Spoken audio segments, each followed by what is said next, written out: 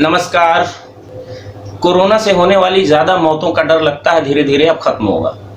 WHO अपना ही झूठ ऐसा लगता है खुद ही पकड़ रहा है।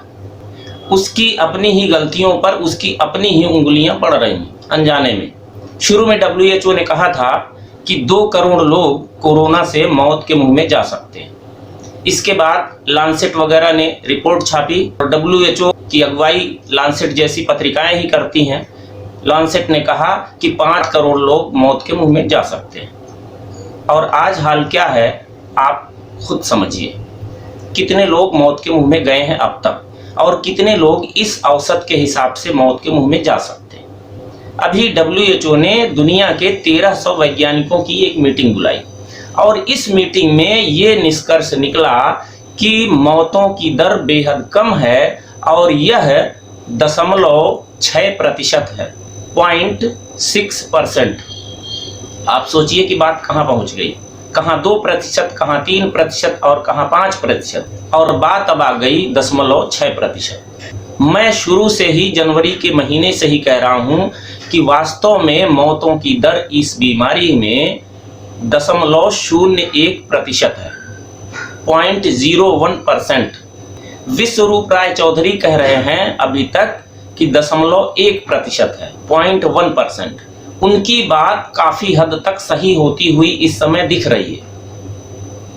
और कारण कि WHO ने यह भी कहा है कि इस दर में बदलाव हो सकता है अभी, यानी मामला और नीचे की तरफ जा सकता है।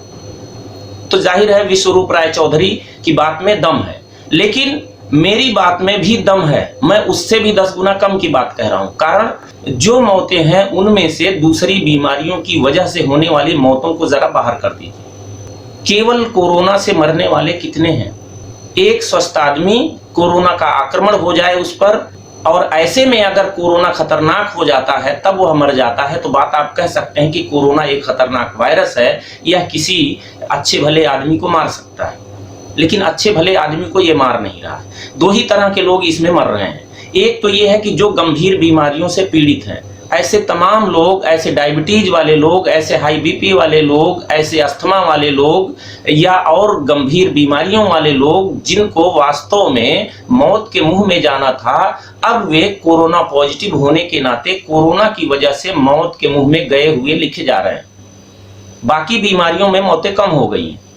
तो अगर आप दूसरी बीमारियों की छटाई कर दीजिए तो यह मौत की दर वास्तव में 0.01% ही बैठती है, क्योंकि जिस तरह का औसत है उस हिसाब से इस देश में सारे संक्रमण तलाश लिए जाएं कोरोना के तो संक्रमण पूरे निकलेंगे 8 से 10 करोड़, और इस हिसाब से मौतों का दर आपको निकालने की जरूरत है। 1 लाख में 10 लोग केवल खतरे में है कोरोना की वजह से। यह बिल्कुल आसान है समझना और यह साधारण फ्लू से कतई ज्यादा नहीं है। तो आप समझिए जरा सा कि धीरे धीरे बात कहां पहुंच रही है। मान लीजिए कि 5 लाख से कुछ ऊपर लोग मौत के शिकार हुए। इस हिसाब से हम इस समय सोच रहे हैं तो 0.6% निकल रहा है। कुल मिलाकर निष्कर्ष यह है कि इस बीमारी से डरने की जरूरत नहीं है, बस थोड़ी सी सावधानी करने की जरूरत है। और जितना डराया गया है, अगर इस तरह से हम डरते रहें तो सचमुच मौतों का आंकड़ा और बढ़ सकता है। डर से काफी लोग मर रहे हैं और डर का मनोविज्ञान अद्भुत है। रिसर्चें आ चुकी हैं, तमाम रिसर्च बहुत पहले से होती रही हैं कि डर की वजह से जो तनाव पैदा होता है या मानसिक तनाव और भी वजहों से होता है तो उससे मौत का खतरा कई गुना बढ़ जाता है।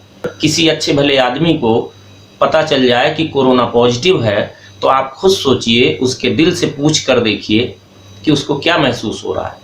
दिन रात उसके मन में ये चलता है कि कहीं मैं मर ना जाऊं। और अगर थोड़ा कुछ तबीयत खराब होनी हुई तो कमजोर दिल का है तो धीरे धीरे मौत के मुंह में पहुंच जाता है। काफी लोग इस तरह से मरे।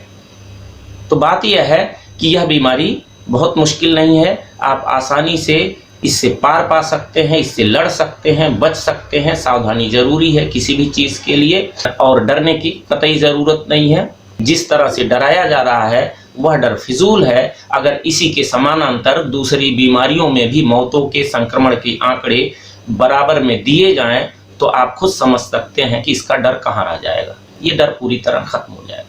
बस इतनी सी बात। बहुत बहुत धन्यवाद।